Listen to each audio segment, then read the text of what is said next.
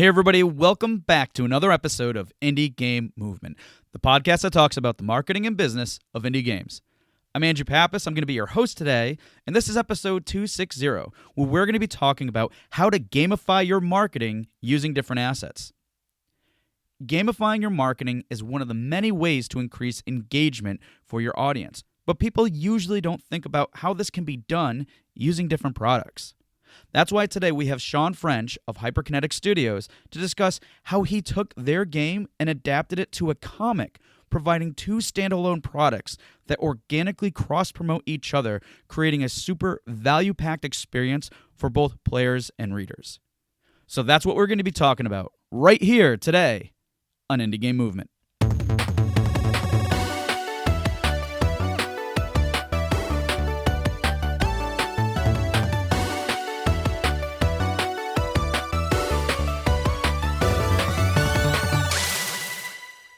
Hey everybody, and we're back, and today with us I have Shawn from HyperKinetic Studios. Shawn, how's it going, man? Going great. Thanks so much for having me. Yeah, same here, and we're definitely glad to have you. So, Shawn, could you please just take a moment and share with us what you do at HyperKinetic Studios, what kind of like games and things that you guys do there, and also, if you don't mind, just share a little bit of things that you do in your personal life, specifically like hobbies or fun things that you like to do outside of work.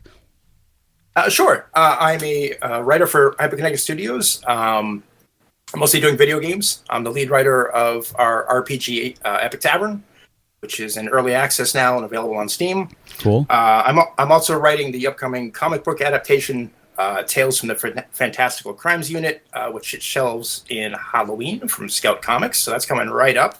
Awesome. And before I get into game work, it really took me 40 years to kind of break into games. So I tried a little bit of everything before that. I was a newspaper editor for years. I wrote and directed a movie called The Wrong House. I made another comic series, Escape from Jesus Island.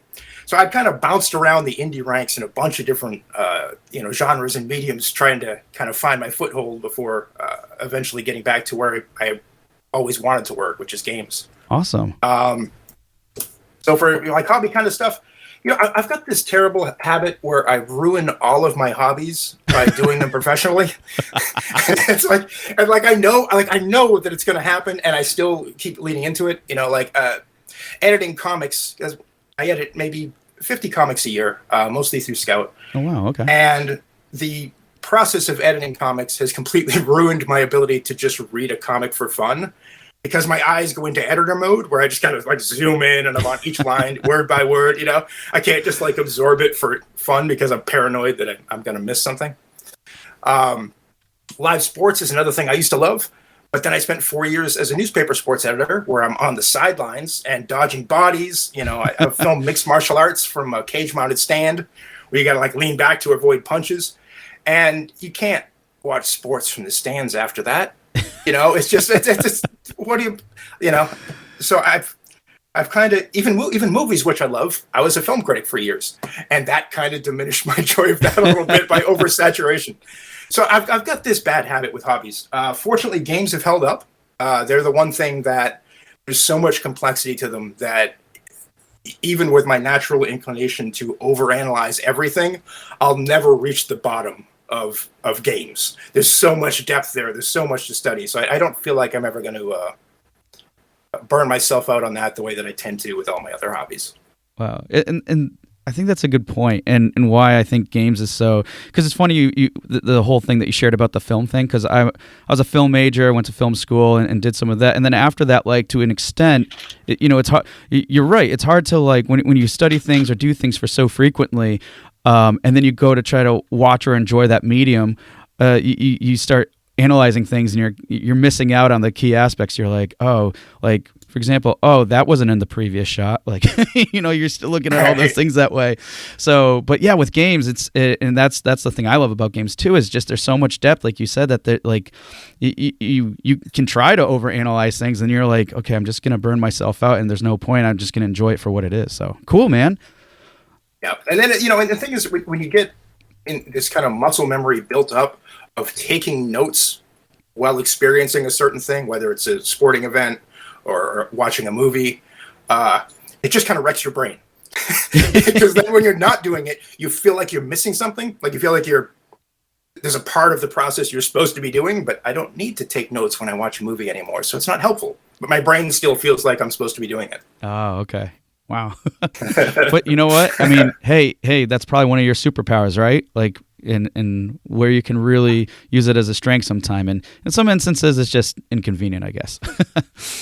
Yeah, I think it's some of both. You obviously learn a lot by over-analyzing a ton of different mediums and that sort of stuff. I mean, there's real advantages to it. But strictly from a fan standpoint, it can, you can kind of tank yourself by overexposure sometimes. Definitely. Well, in a moment, we're definitely going to get into analyzing some stuff because, especially today with this topic we're going to be discussing, which I'll share with everybody in a minute.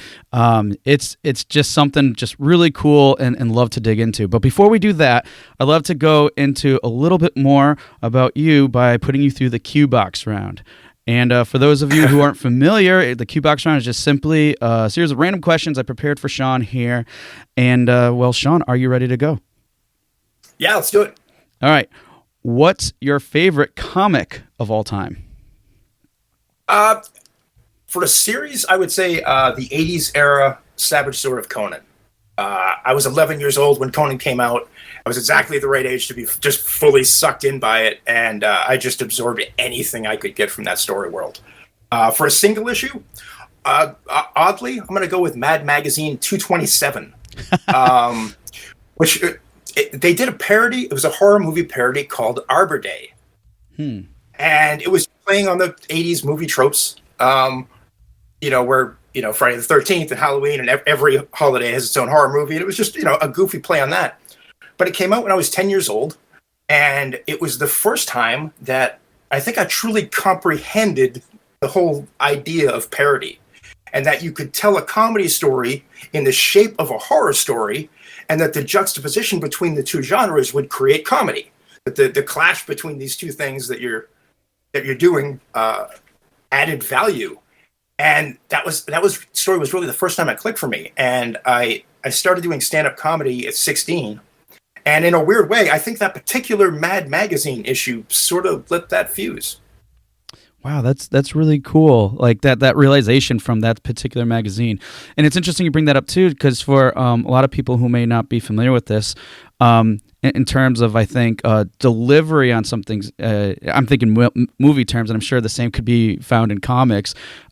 Comedy and horror actually have a lot of similarities with each other in terms of execution and stuff. So, well, they totally do. Yeah, it's being comedy. The act of eliciting a laugh from someone is a combination of it's a surprise. It's a pleasant surprise from what was anticipated. And the horror movie is almost the opposite. Yep. It's the same experience. It's the surprise from what you anticipate. It's the variance from what you thought was going to happen that creates the moment, but it plays it in a different way. But it's very much the same dynamic. And obviously, horror and comedy play really well together. Yeah, definitely. Well, that's really cool. All right, next. What's your favorite anime of all time? It's very different from what I think is the best anime of all time. Okay. But I'd go with Death Note, the 2006. Yeah. I haven't seen the recent one, but what the original did that I loved and that I always love in stories is that it engaged my imagination about how I would handle that situation. And I love stories that do that. They kind of pull you into it and make you sort of start storytelling it yourself in your own head. And on top of it, there's a whole ethics aspect, like right? Is awesome. I remember watching that and getting wicked into it, and it's been inspiration for other things too. So cool. Let's see. Name one country you always wanted to travel to. Let's go with Narnia. The thing that always bothered me about those books is that the kids were just so lame. And if they ended up as royalty, I could be running that place in a month. Narnia is ripe for conquering. Fair enough. And especially if you're referencing at all I think the original BBC television series ones, because that was brutal. Yeah. Like if they ended up royalty, I think I'd probably fare pretty well there. Early bird or night owl? By choice, I'd be a night owl, but I'm forced to be an early bird by two dogs. Like all things equal, 2 a.m. is kind of when I like to crash. Also got in this habit of the last couple of years that I think is really valuable, in that I try to spend the last hour before I go to bed every day laughing. That's awesome. So I do like an hour of comedy podcast like right before bed, and I think that's just like a nice kind of getting your head in a good state before drifting off to sleep. I would take that as one of our tips for today, folks, because putting yourself in a good state of mind before you go to bed is always a good thing. And Shawn here has a good one, I think, to maybe follow or be similar to that, which is laugh before you go to sleep. Well, especially if you have a brain like mine that's written a lot of horror stories. And, my brain isn't the kind of neighborhood you want to be walking around in at night. So if I can kind of turn a few extra streetlights on by laughing right before I go to bed, that's advantageous. That's a good analogy. And then last but not least, the staple here on the show is, what game are you playing right now? I'm actually replaying XCOM 2 War of the Chosen for probably the 5th time right now. But the running game, the thing that I've played the most I'm 50 years old.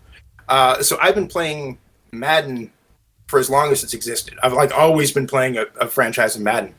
And 20 years ago, when I met my wife and her 3 kids, I also met my stepson, and now stepson Robert, who is 10 years old and loved Madden.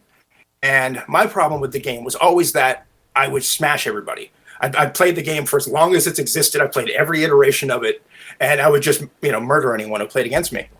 So my project with Robert was to just create a monster, was to teach him all of my tricks. And that anytime I beat him on a deep pass, I would pause the game, show him the replay, and show him the read that I made that made me read that. And then I would never catch him on it again because he would adjust so quickly. And now he's 30 years old. We still have a running Madden franchise. We always do. We're about 7 seasons into our current one.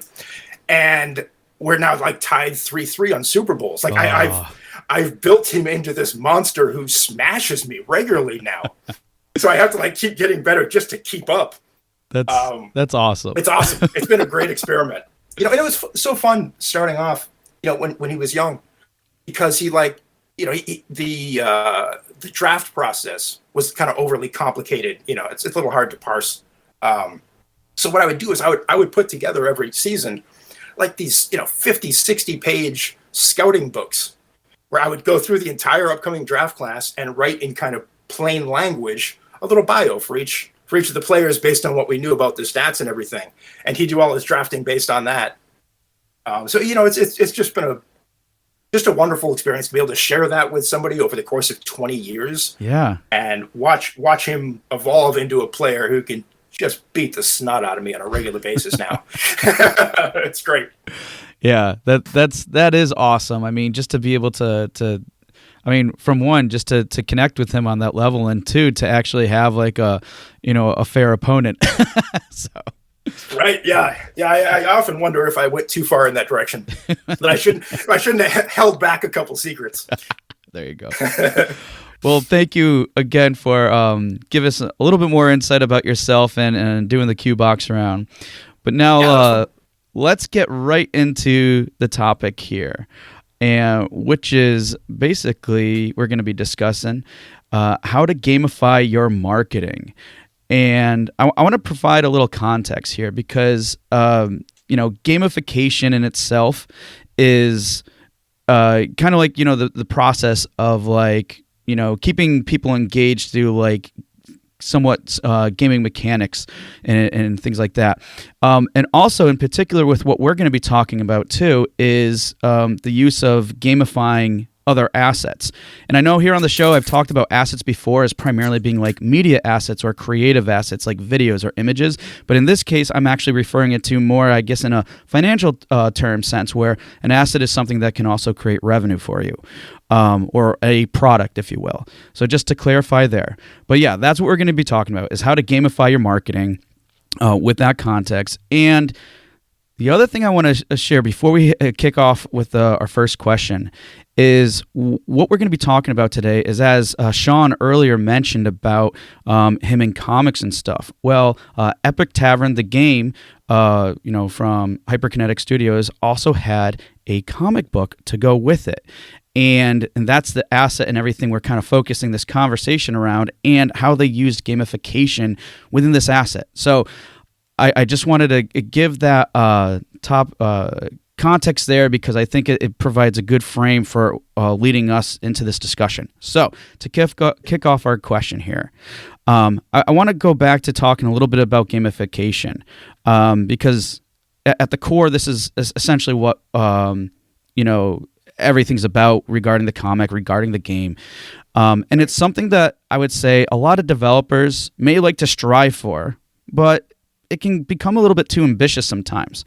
What would you say is a good place for developers to start if they want to keep their audience engaged through gamification? Yeah, well, there are different, very, very different types of gamification. And I think it mostly comes down to intent, at least from the way I look at it. Gamifying a process to extract additional money from the audience is a very different thing than gamifying a process to add value to the player experience. Yep. Players know the difference, and if you're only doing the former, that's apt to rub them the wrong way. So our approach was always to entirely focus on adding value to the player experience by making the comic more interactive. And one of the ways we did that was we built this elaborate puzzle into the game and comic that requires both of them to solve. So you can follow a series of clues from the comic into the game that tells you where to look in the comic for the next clues, that tells you what to do in the game next to unlock a secret ending to the Flaming Gate storyline.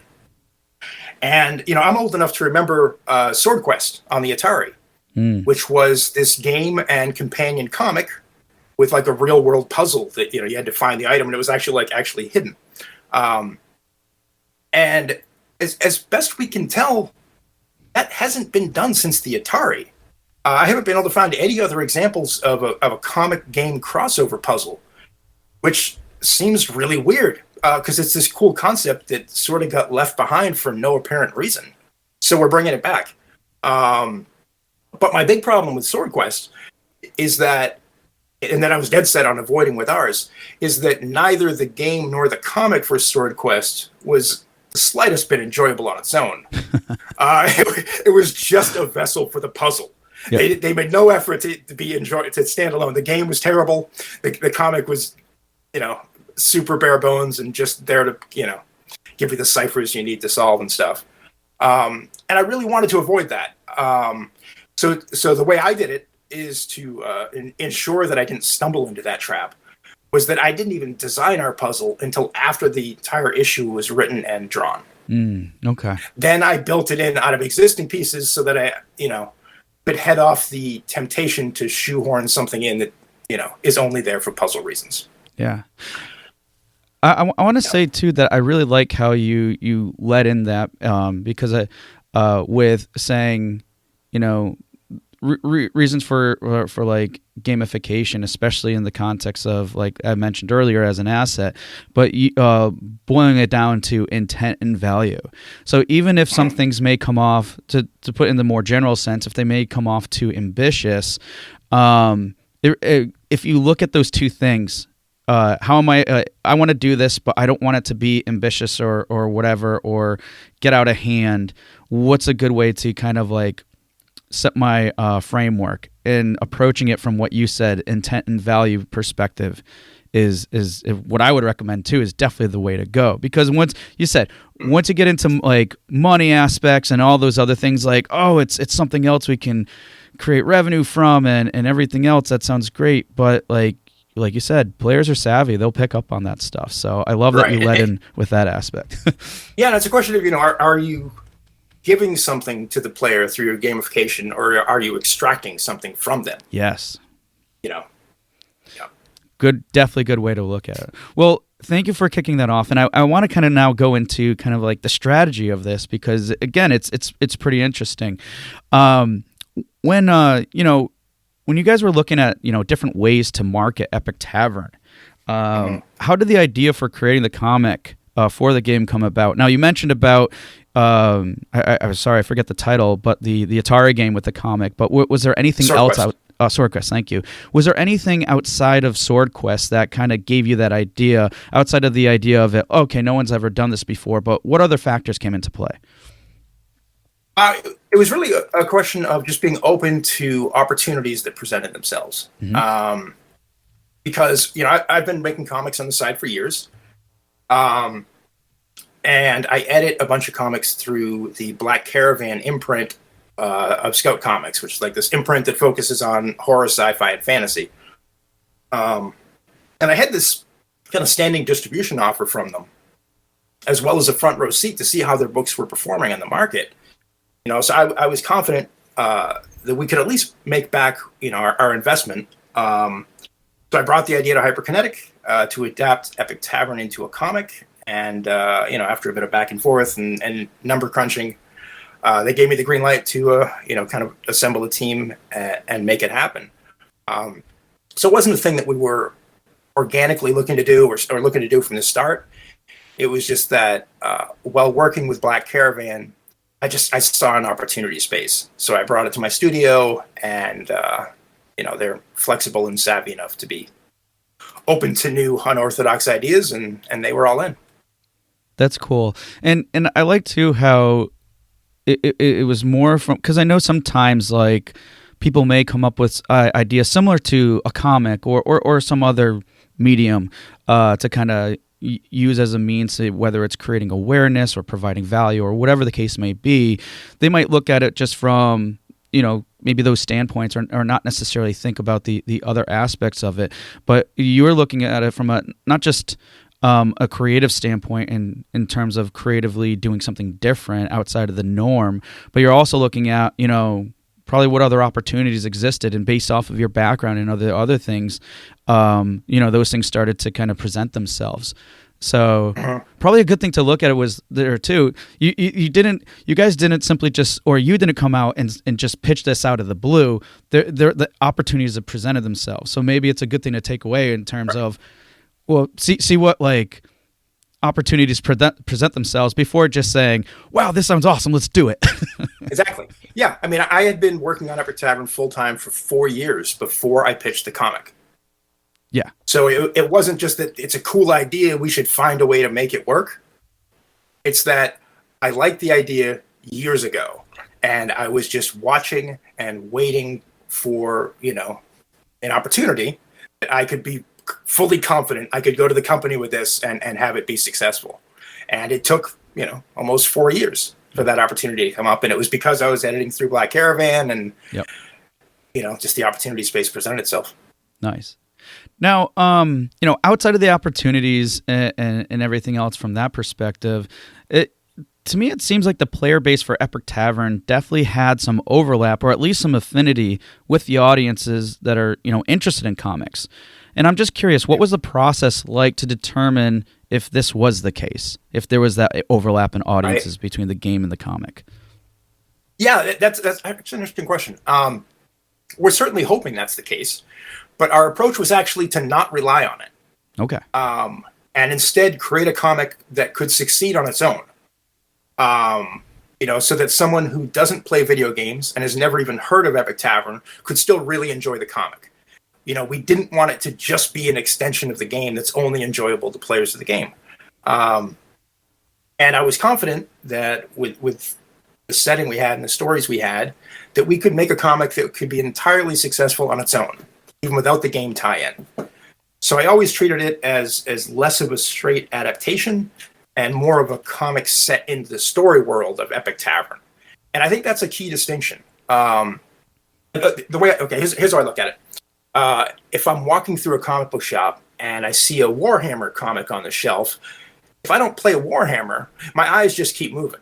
My eyes just continue on to the next book. I've just mentally categorized that at a glance as not for me, So we didn't want to tether the comic and the game too tightly together, and in the process alienate the vast majority of potential readers who don't play our indie game.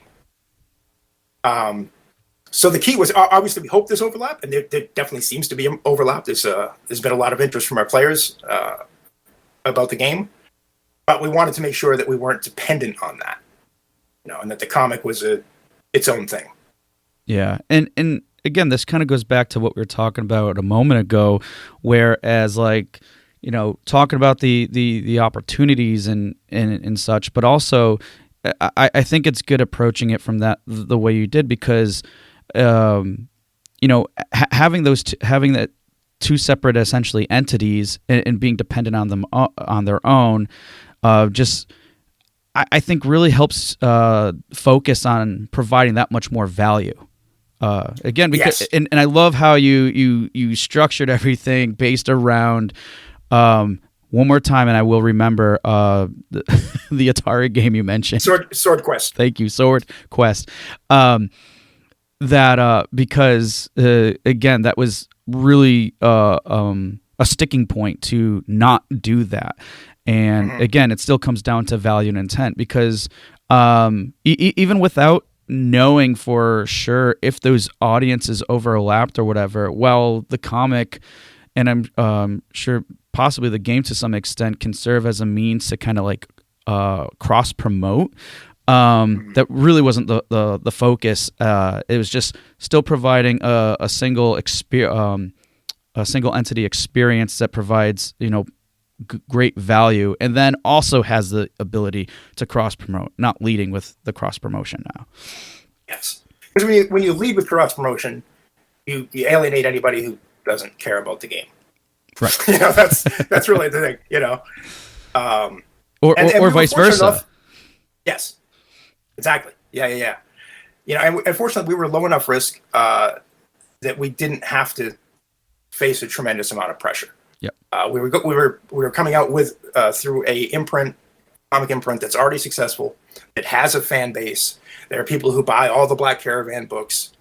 So we were in a situation where, I knew we were going to succeed to some degree. It was just a question of, maybe we come up $1,000 short, maybe we make a few thousand on it, but it wasn't going to be a big amount of money one way or another. Yep. So we didn't have to compromise the quality of the comic to try and extract every bit of promotional value out of it. That was never our approach. Yep. No, and yeah, definitely a good one to go, because again, it goes back to the whole intent and value aspect. Right.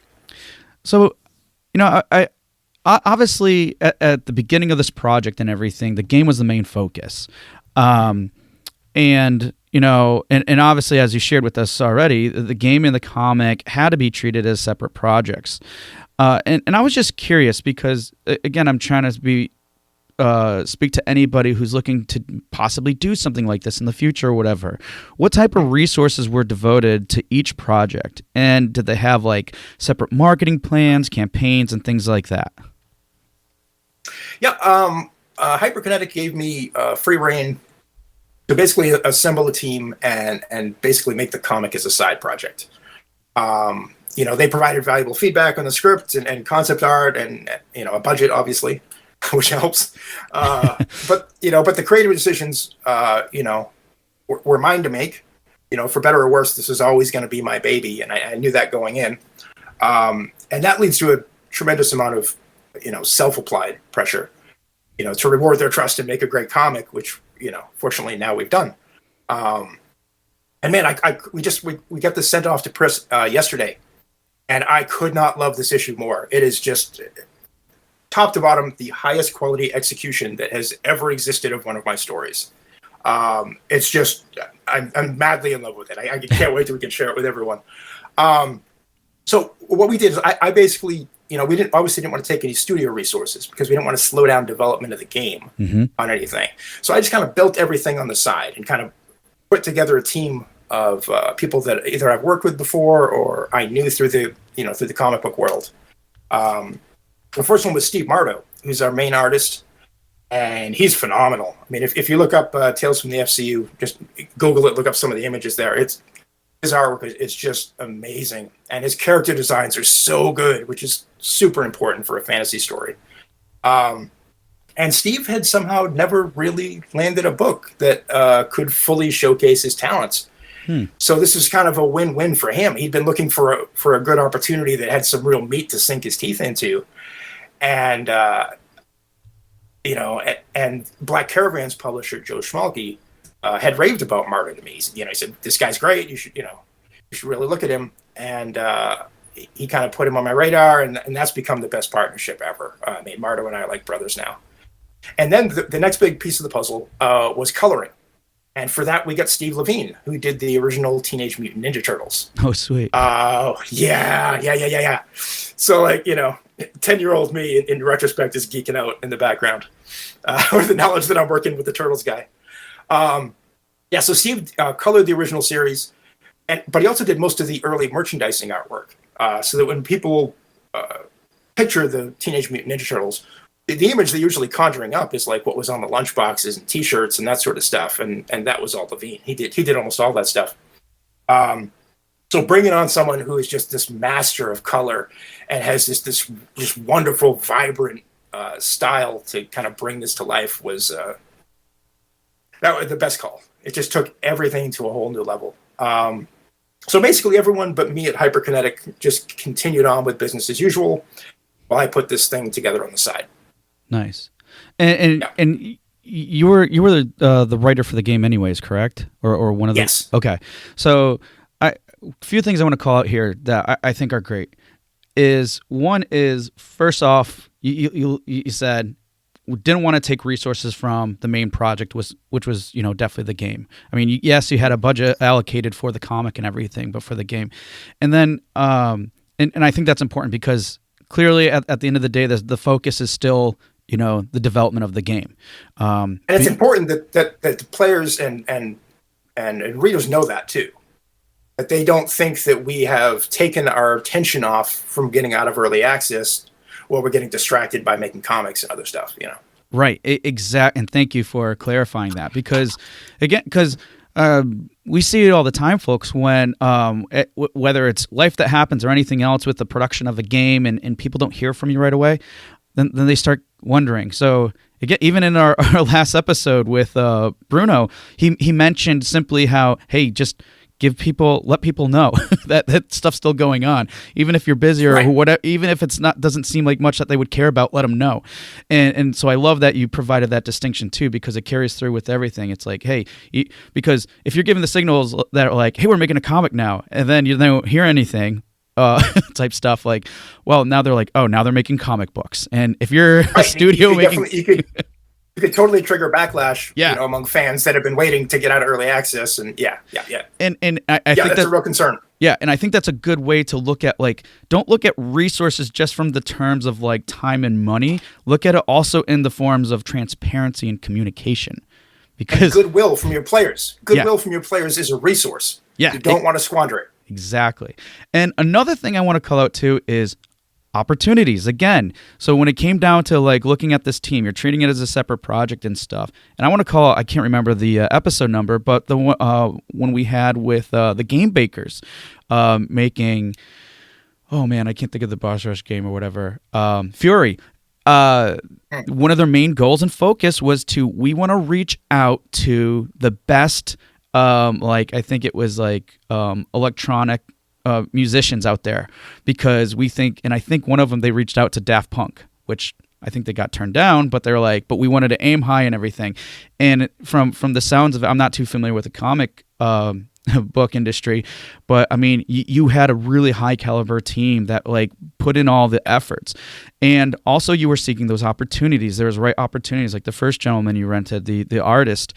He's just waiting for something, and you needed something, and the quality was there and everything else, and it was a good matchup. It was a great opportunity, and the reason why I'm calling out to these things too is because, one, if you're looking into a project like this, whether it sounds like something like a comic sounds very ambitious to you, or not, or even if it's something on a smaller scale, don't sell yourself short, guys.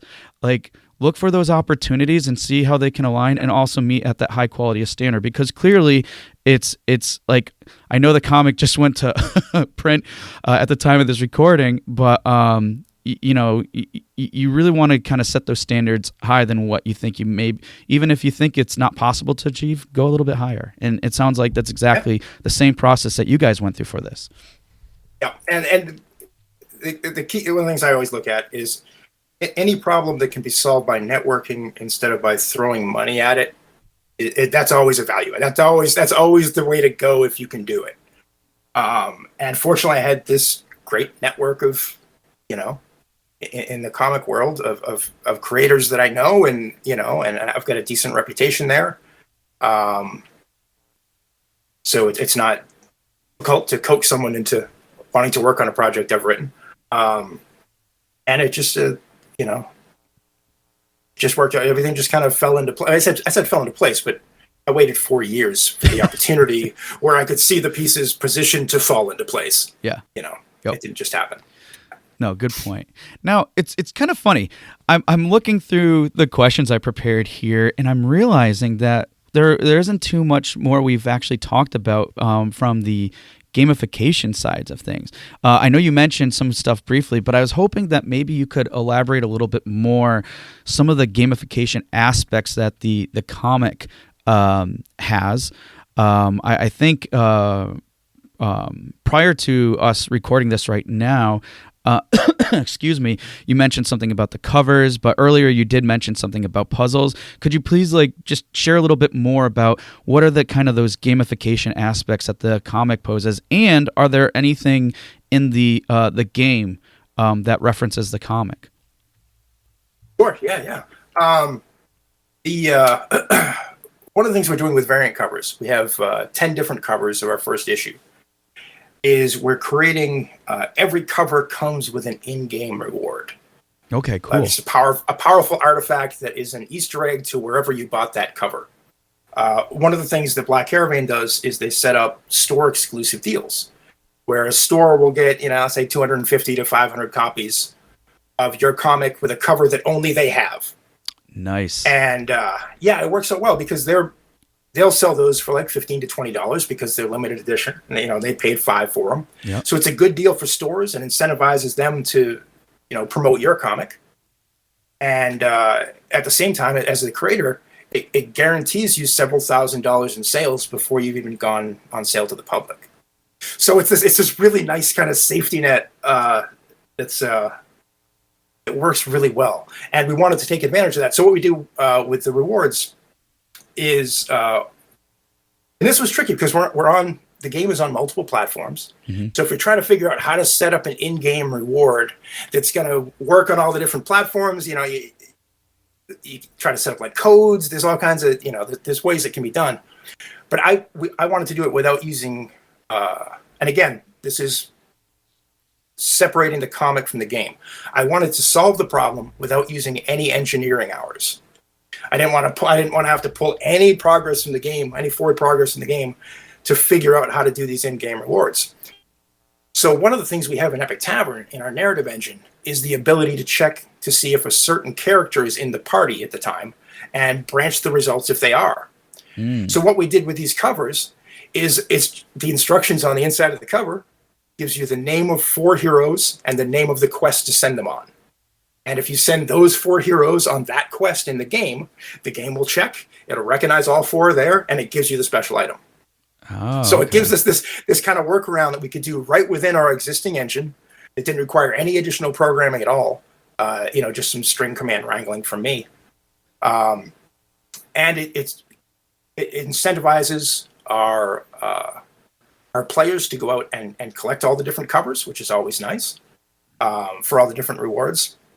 But it's the puzzle that I'm really psyched about. That's that's the big one to me. Because I would love that. If I was playing a game and suddenly there's this comic that I look through it and it tells me what to do in the game, and then I go do that thing in the game, and the storyline plays out completely differently because of it. And now I'm getting clues of where to look in the comic and putting together notes on, it's just, I love everything about it. I can't wait to get that part of it out to the public and let some of our players start digging into the puzzle, because it's just a great way to create engagement.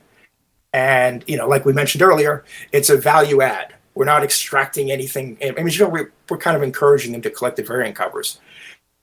But the point of this isn't about that. That's not the big intent of it. That's just kind of a happy side effect. Right. Yeah. I mean, so many levels I love about this. Like the main one, when you're just talking about having the different covers from not just a collection. So, okay, there's a lot to expound about here. Yeah. But like multiple covers, one from a collector standpoint, that's cool. That's a form of gamification, if you will, right? And also thinking about intent. You're not just thinking about the experience here too, in terms of the game with the comic, but you're also thinking about what the intent is with the distribution of the comic, meaning by having multiple covers that are exclusive to the store, you're also making the intent or incentivizing it for that distribution network for those comic book stores. So you're even adding value to the whole distribution process to those store sellers. So it's like, and the reason why I'm calling this out, everyone, is simply because sometimes, even though we have this initial intent and value, and it's always like player focused, but like for just very simple analogy here, that's a real life application. When you're reaching out to influencers, how are you? Ultimately, yeah, you're looking for more players by reaching out to them, but also how are you providing them with value? Yes, right? yes. So people forget this. Yeah, you know, it's if you go to people with a mutually beneficial proposal, as opposed to asking a favor, you're going to get much better results. Right. So and it seems like such a basic thing, but it's overlooked so often. Oh yeah, definitely. And that's why I like having, Shawn, what you're sharing with us today about a comic, because in some cases, and I'm sure some of you might be thinking this, like, wait a minute, we're talking a lot more about comics than we are about game, but it all relates. Like the whole process and thought and what the ultimate intent and value are still relate. It's just by applying it in a different way. I'm at least hoping that we're able today to show you how you could be more creative in thinking of other opportunities and ways with your marketing. Even the distribution itself, Scout gamifies that a little bit. One of the things that they're doing with our book is we have a variant cover that looks like an Atari cartridge. It looks like Epitavern made into an old Atari cartridge. It's beautiful. It's awesome. I love it so much. But you can't order it. You can't actually buy that cover on its own. It's called a chase variant, and what they do is they just randomly mix them in with store orders. Oh, like every okay. every 10th or 20th copy of the main cover that stores order will just be one of these, and they're just randomly shuffled in, and encourages readers to get out to stores and see if their local store happens to have any of the rare variants. Because they sell for the same price. They're the same $4.99 book, but they're actually worth $20. Oh man! So it becomes like this little kind of scavenger hunt sort of thing for readers who want to go collect these rare variants for the same price. Okay, well, I can officially say I may have some insider intel here, because I already went ahead and requested this comic at my local comic book store. And knowing Nice. this, and I know the owner, and knowing this, I may be like, hey, dude, if you go through them, there's a different one. Could you set it aside?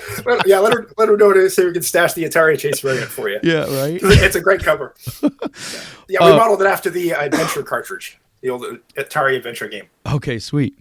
But and one more thing, going back to what you shared about a few minutes ago, simply again, you mentioned about I did not want to take any resources from the development whatsoever.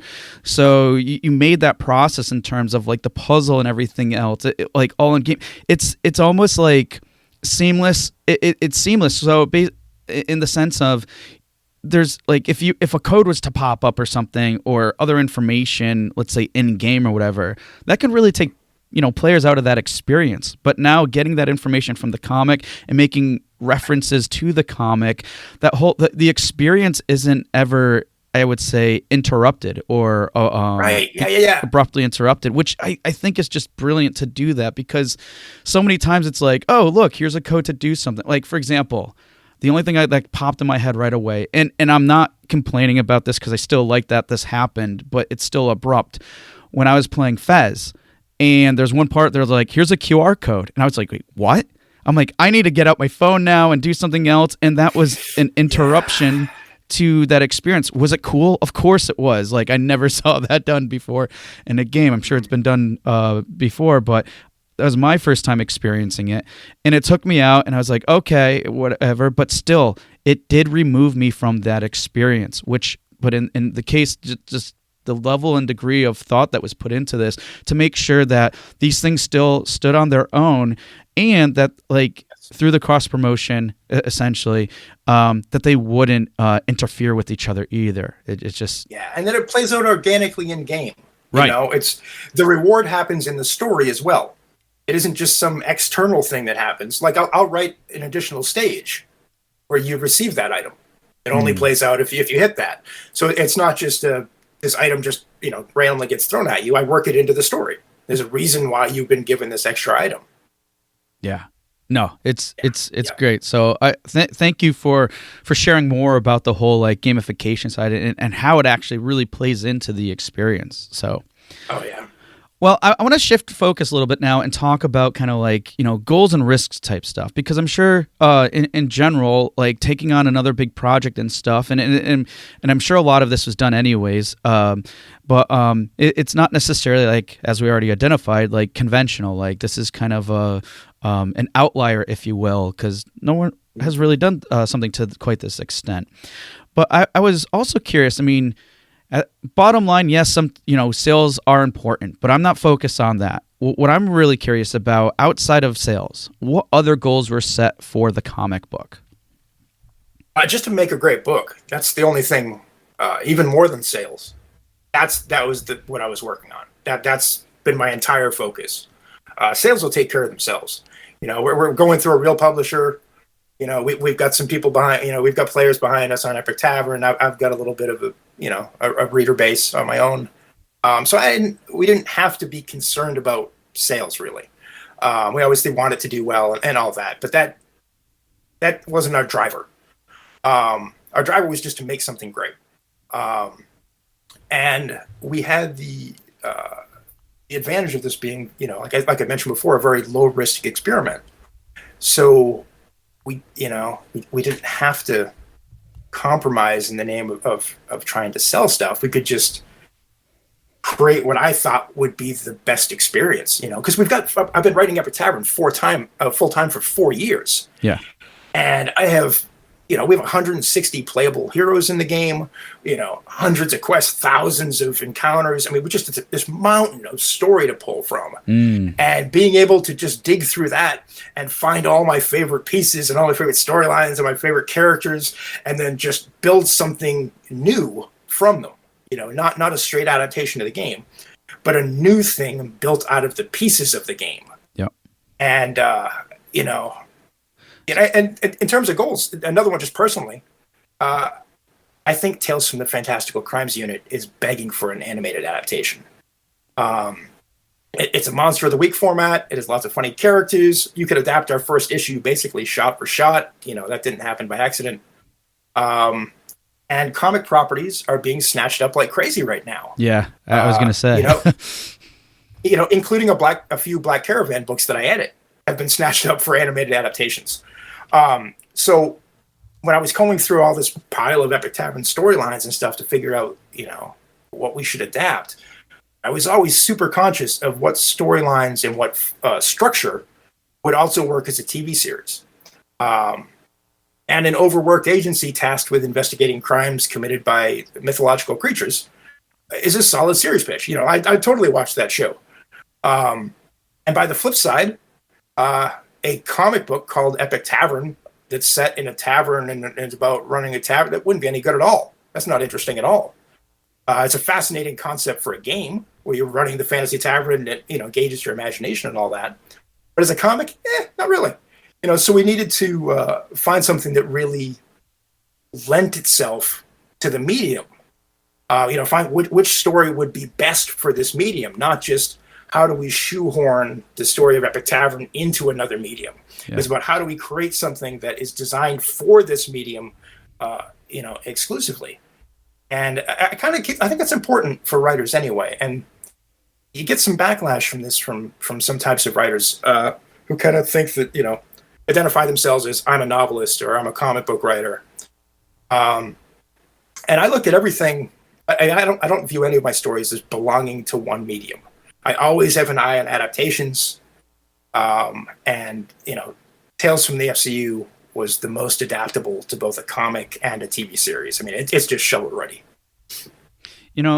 What I really like, one key thing that I got here, and I'm being mindful of the audience listening from what you just shared here too, is because it sounds like at face value, it may sound like, oh, a comic book, and yeah, it's an adaptation, but it may just, it could be like completely different or whatever, because it's a different format and everything else, as you identified. But the key thing I got here, and this is something that's reoccurring on the show in terms of things that we talk about, is how are you repurposing things? Because basically that's ultimately what you did, but you're repurposing and then adapting in a different way, where now the comic makes sense. And because you said you had all this essentially source material to pull from, which had the framework in place, had a lot of the character, just basically had everything that it really needed in order to build upon within that format, make it within the comic, which made it probably a lot easier of a process, not to downplay that it probably wasn't a lot of work, but still a lot easier of a process than like starting from scratch, for example, and really pulling from that. And again, but being mindful of not a direct adaptation, because again, that might not be interesting, like going back to the intent and the value aspect of things. And yes, exactly. That's exactly what it is. It's looking at it from the reader's perspective before our perspective. If we lead from our perspective and say, okay, we want to adapt our game, then the way you do that is you make a one-for-one sort of adaptation of it. But is that the best thing for the audience? No. Right. Yeah. And remember, folks, remember your audience. And on top of that, too, you made a simple, great comment, which was make something great.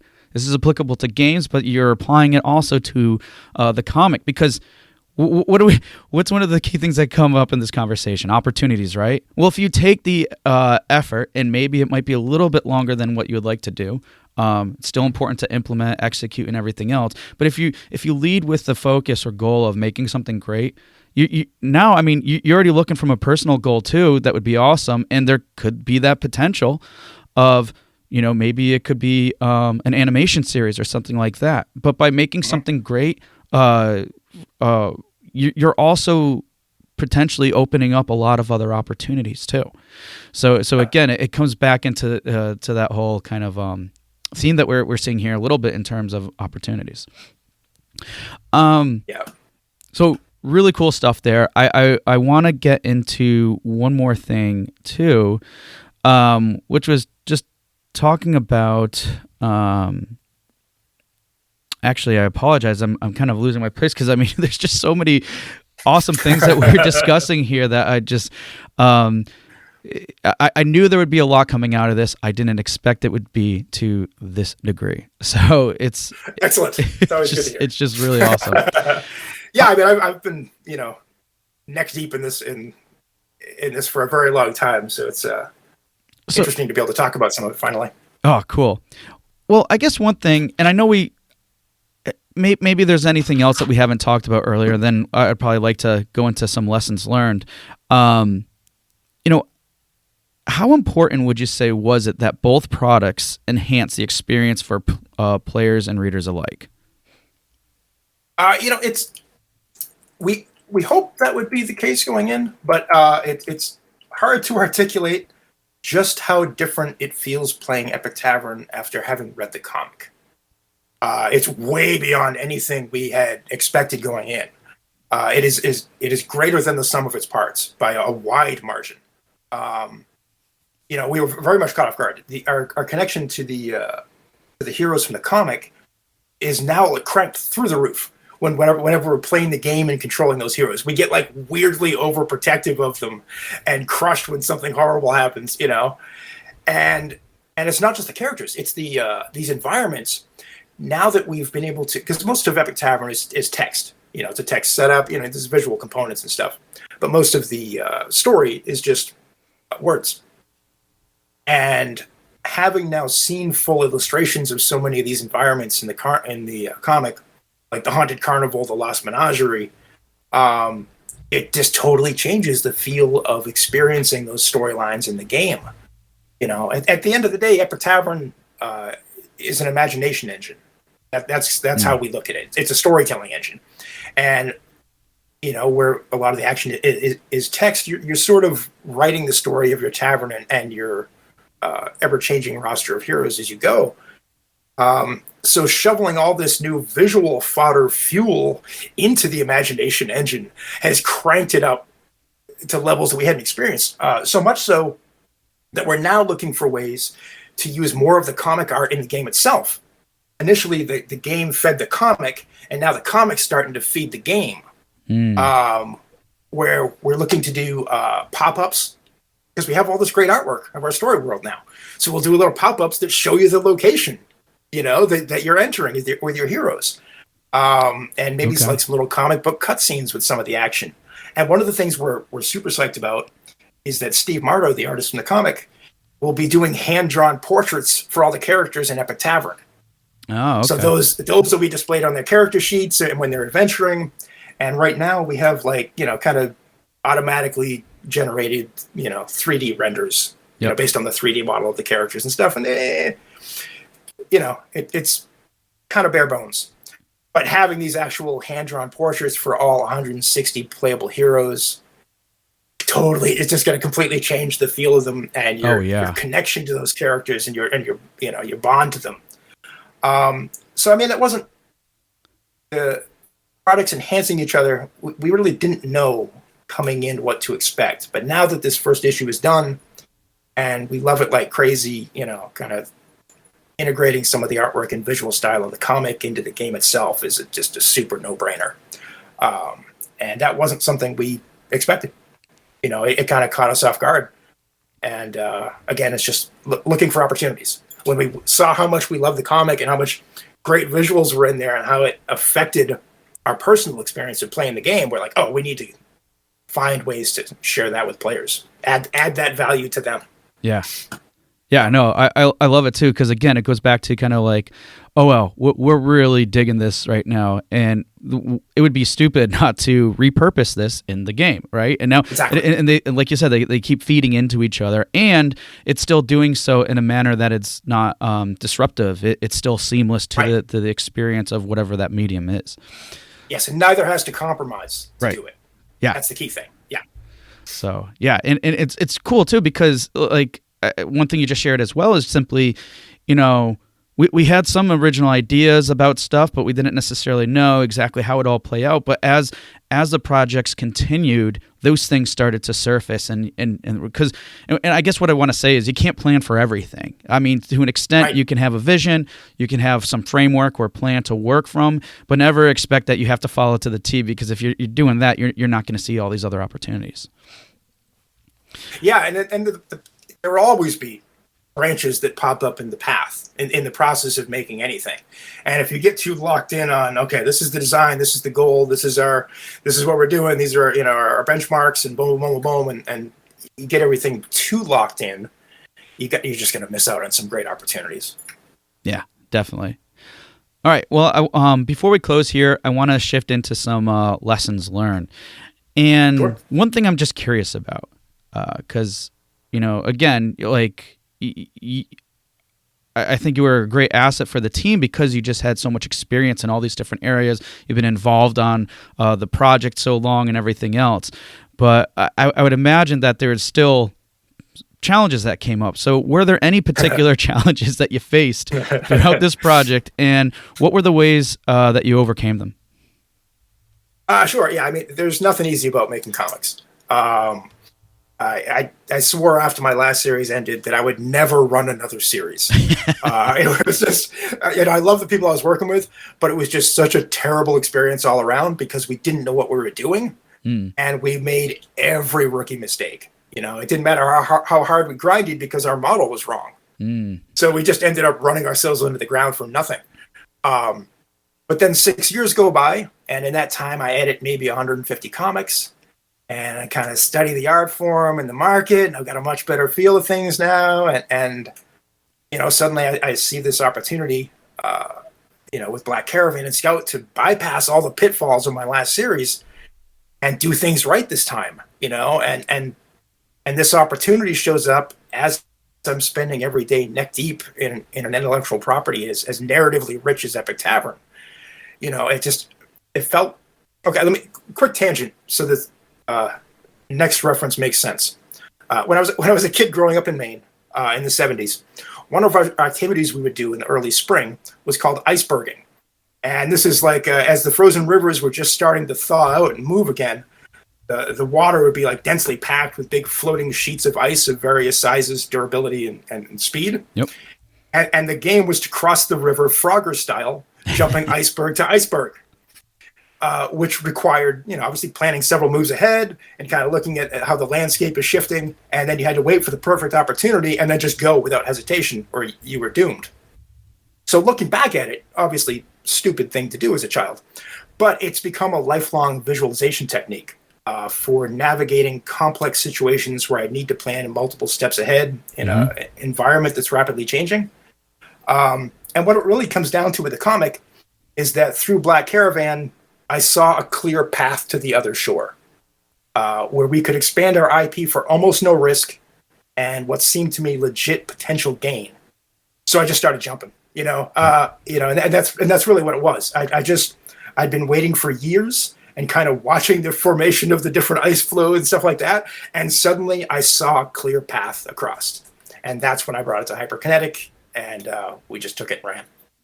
Yeah. So I think to circle back to your original question, the biggest challenge wasn't the unexpected hurdle that popped up or anything like that. I feel like I know where those hidden hurdles are because I've previously slammed into them. I have the scars to prove it.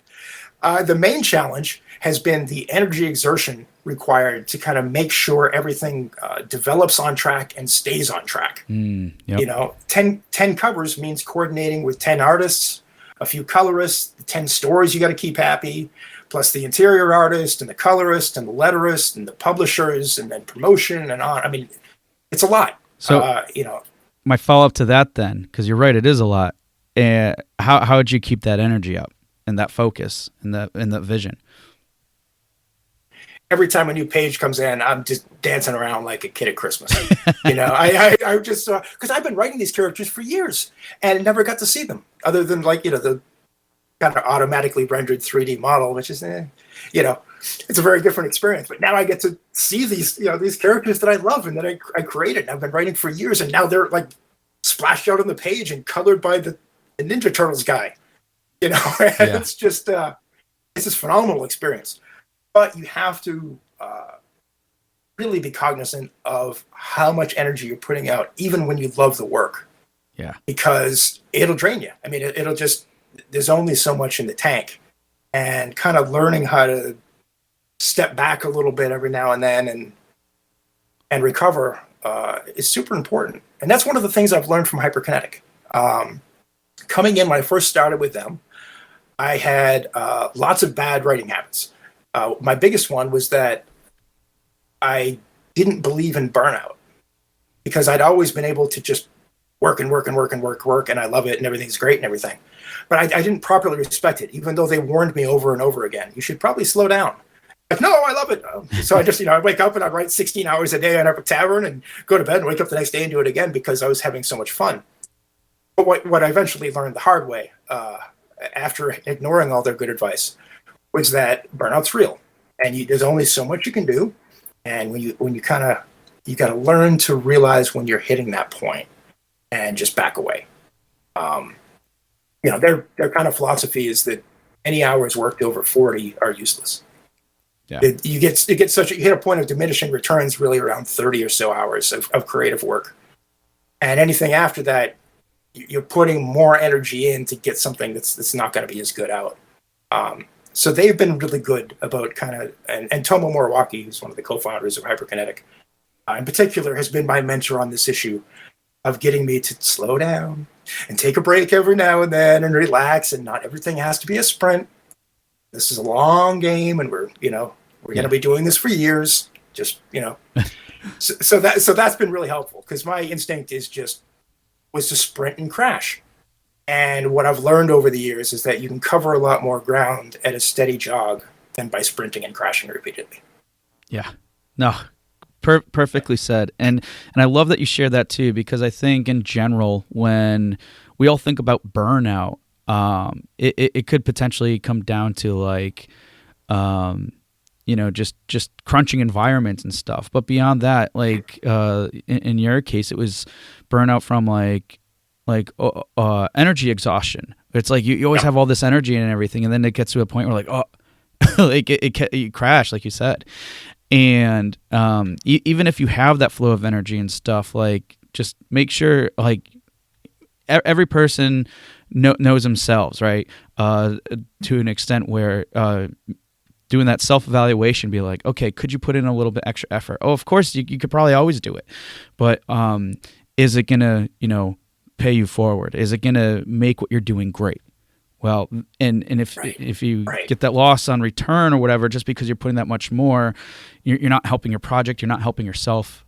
So I'm glad that you shared that, because I think sometimes we get carried away and we're so excited about something, and then it hits us and we would like, but we would have never expected that. I mean, that's essentially what happened to you. It sounds like I would never expect that. That's just how I am. And then, Yeah, I mean, I've gone through a couple of those with Epic Tavern, where I just kind of hit a crash after like the, sprinting for months and months and months, where I just had like a month where I couldn't write for shit. Where just, just the stuff wasn't work because I had just expended so much energy that I would have to shift for a few weeks into design work, which I could still do when tired. Yeah. And kind of get away from a little bit more of the creative stuff and just let those tanks re-energize a little bit. Awesome. Now, last lesson learned, and it's more of like just your overall thoughts about this. Now, while having resources and experience helps in executing these types of projects, what would you suggest for anyone that's looking to tackle a strategy and a project of this magnitude or something similar to this? Bring in someone who's done it before. That's the big thing, particularly if you're doing a comic.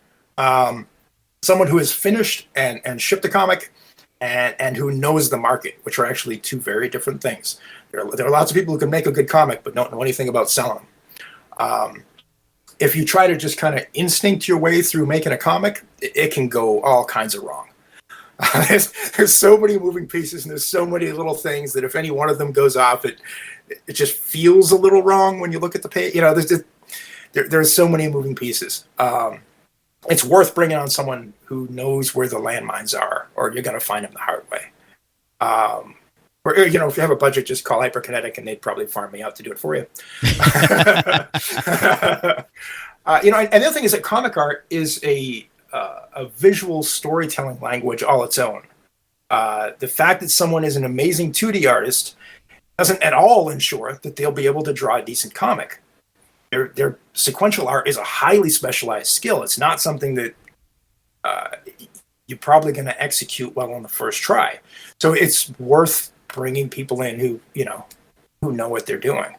And then the other thing is that unless you're creating a comic purely as a promotional item that's going to like ship with your game or something like that, you want to have distribution nailed down in advance.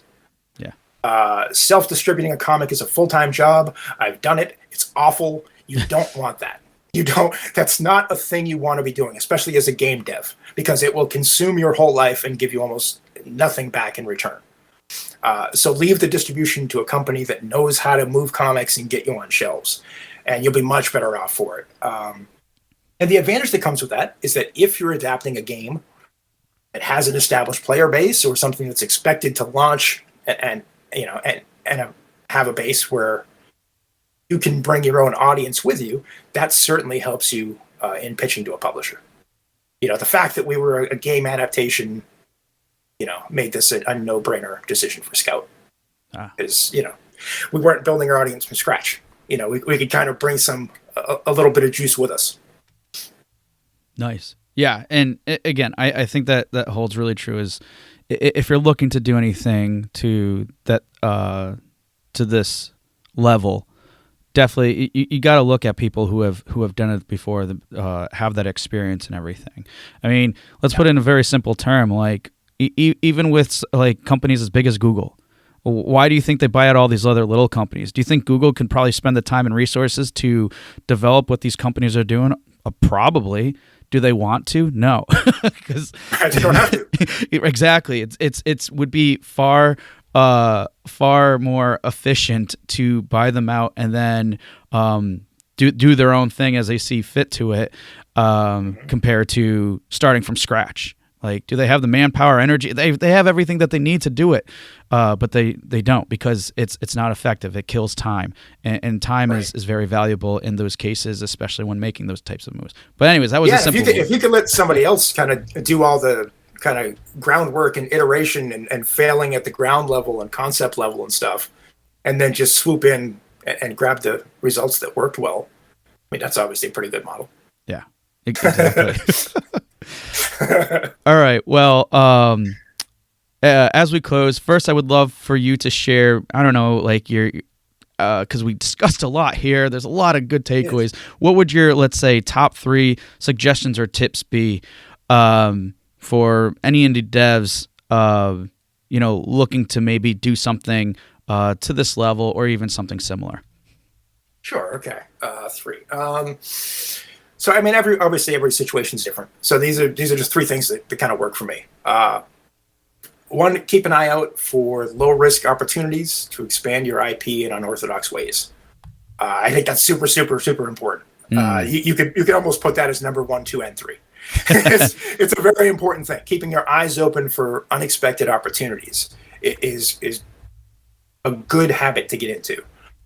2, be conscious of outside connections and seemingly unrelated skills that members of your team may possess. There might be opportunity space there. Yep. If HyperKinetic had not paid attention to the fact that I made comics, and that was just something they said, well, that's not games, and they just never paid attention to it at all, we wouldn't have a comic adaptation right now. It's because they were open to an opportunity space and interested in what the other skills of the people on their team have. And then 3, if you're heading into a new potential minefield, it's always worth bringing a guide. Yep. Awesome. I couldn't think of 3 better ones there. And definitely in line with everything that we were talking about today. So thank you.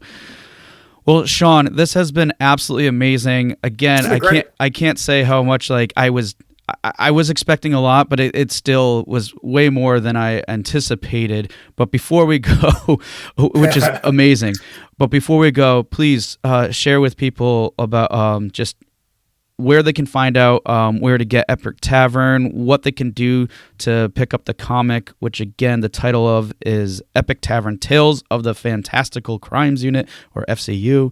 And if there's a way people can connect with you, any information you can share where people can learn more about the game, the comic, and how to reach out. Sure. We have set up a fan page on Facebook for Tales from the Fantastical Crimes Unit. You can search us there. We post detailed character profiles, lots of info on the series. We also have 7 more covers we're going to be revealing in the next week or so, including one that Scott Koblish of Deadpool did for us. Oh, sweet. Nice. Oh, it's so good. It's beautiful. I love it so much. The best way to reach us directly at HyperKinetic is through Epic Tavern's Discord channel. If you just do a Google search for Epic Tavern Discord, that'll bring you there. We host dev chats on Discord every Tuesday and Thursday, as well as Twitch streams on Monday, Wednesday, and Friday. Discord is also what we use for internal communication at HyperKinetic, so we're always on. I'm at my desk with Discord open 16 hours a day. So it is a very easy way to interact with us. And we have a lot of game devs who hang out in our Discord channel and come to us with questions, and we always love talking game dev. Oh, sweet. And then personally, you can find me on Twitter as the Shawn French. Okay, sweet. And then also for Epic Tavern, that's currently available on Steam. Is it releasing soon? Yeah, it's in early access, available on Steam or wherever you get your PC games. We're in most of the marketplaces. Okay. And then the comic is available for pre-order at your local comic book shop up until September 26th. So I don't know when this drops. You hear this after September 26th. You can still reach out to your stores and they can track down copies through Scout. Yep. Yeah, and as I mentioned, I already did. And and here's the thing, everyone. The person, so the owner of the local comics bookstore I sent it out. I try to provide them with some comics too. I was like, hey, it's actually based off of a game and stuff. And his simple response was, well, just from what I can tell, just from seeing through the interface that he ordered it from, he goes, it looks really sick. And and this guy's always just kind of particular about what he gets, but he's also really focused on, hey, if people ask for it, he usually orders a bunch of copies. But the point was, like, even from how, like, and I'm sure this interface he looked at, it was very simple, had a tiny little image that he was looking at, but just from that alone, he thought it was really good, and I'm sure he's pretty excited to get just something new and different and exciting into the store too. So, well, Shawn, I can't thank you enough. Again, great episode, and glad that you were able to share all your insights with us today. Thank you so much for having me. This was really fun. Hey everyone, thank you for listening to another episode of Indie Game Movement. I'm Andrew Pappas, your host, and the show's producer is Mustafa Price. If you enjoy and value the show's content, you can support us even more by going to Patreon and visiting www.patreon.com/IGM podcast and select the tier that best suits your needs. Show notes for this episode can be found by visiting rengenmarketing.com, the number episode of the show. Rengen Marketing is a consulting marketing company that helps indie devs with their marketing efforts. Whether you need guidance with your game's marketing strategy or could use a free marketing plan template, then please visit www.rengenmarketing.com and take action. A special thanks to Dakota Saw for Season 2's opening theme and Melissa Gellis for the new logo design. And as always, thanks for being such great listeners, and we'll see you next time on Indie Game Movement.